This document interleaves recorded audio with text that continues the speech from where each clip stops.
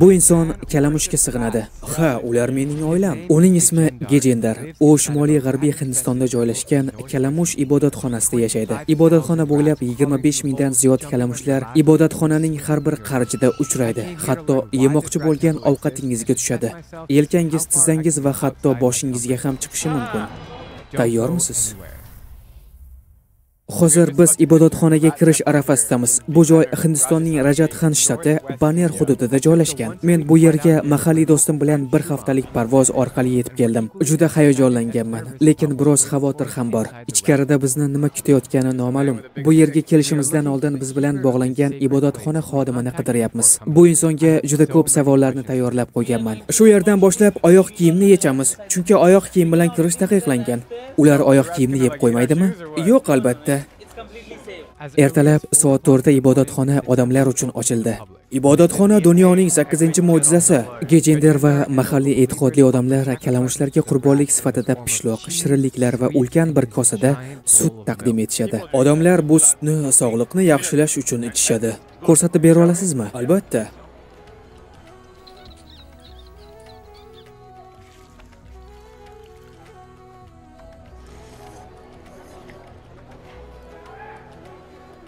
Judayam muqaddas sut.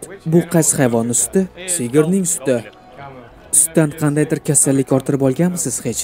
Yo'q, hech qanday kasallik, vabo chiqmaydi bundan. Aslida kalamushlar o'nlab kasalliklarni tarqatuvchi sifatida tanilgan va ko'plab odamlar kalamushlarni Yevropada o'rta asrlarda yuz bergan qora o'latning sababchisi bo'lgan deb hisoblashadi.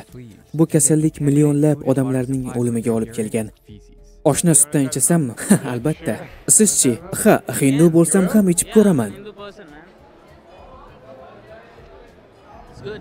Oshna, hech narsadan xavotir qilmay ichaver. Bu juda ham foydali va muqaddas sut. Bu mening do'stim. Qachondan beri bir-biringizni taniysiz? 20 yildan ziyod. Do'stingiz qanday inson?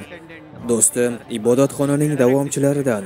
Tarixda ibodatxonani uning 50 ga yaqin avlodi boshqargan. Bu yerga kirganimda birinchi bo'lib anglagan narsa bu hid. Havoda xuddi achchiq, yopishqoq bir sassiq hid taralgan. Yo'q, unday emas. Bu yerda yomon hid ham, kasallik ham yo'q. Lekin men hozirgina sassiq hid sezdim. Ha, ular bu hidni sezishmaydi, chunki ular ko'nikib qolishgan. Kalamushlar mening oilam. Biz bu yerni Ka'ba deb ataymiz. Ibodatxonada nechta kalamush bor? Sanalmagan. Biz sanamaymiz. Minglagan sanoqda mavjud.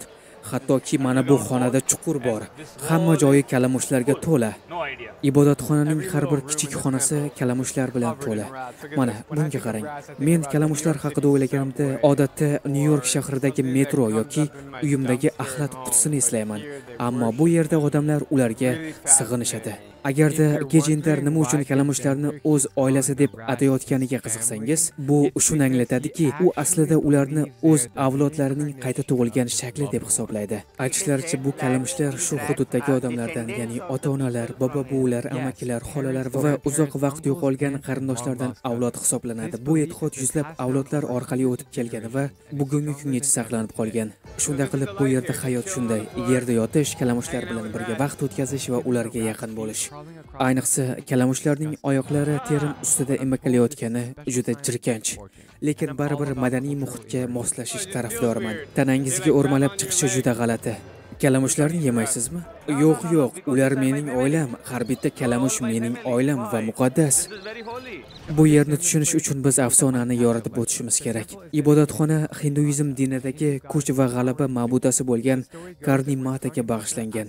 Afsonaga ko'ra, Karni Mata vafot etgan yaqinlarini qayta tiriltirishni iltimos qilganida, o'lim xudosi uning tilagini qabul qilib, ularni kalamush shaklida qayta tug'ilishga ruxsat bergan. Shundan beri bu ibodatxona Chodon kasta a'zolari uchun eng muhim ziyorat joylaridan biriga aylangan.